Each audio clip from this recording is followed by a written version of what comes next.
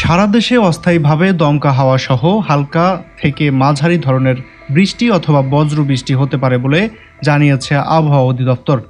সেই সঙ্গে রংপুর, ময়মনসিংহ ও সিলেট বিভাগের কোথাও কোথাও মাঝারি ধরনের ভারী থেকে ভারী বৃষ্টি হতে পারে। সারা দেশে দিনের তাপমাত্রা সামান্য বাড়তে পারে এবং রাতের তাপমাত্রা অপরিবর্তিত থাকতে পারে। বুধবার 21 মে সকাল 9টা থেকে পরবর্তী 24 ঘন্টার আবহাওয়া অধিদপ্তরের বিজ্ঞপ্তিতে এ তথ্য জানানো হয়েছে।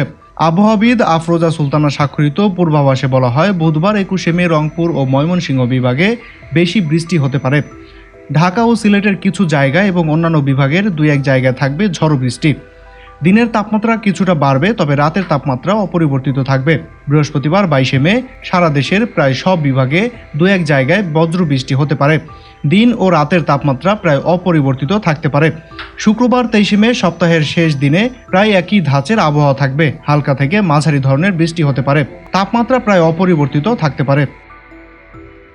মাহাদি হাসান, বিএন, জিও বাংলা, ঢাকা।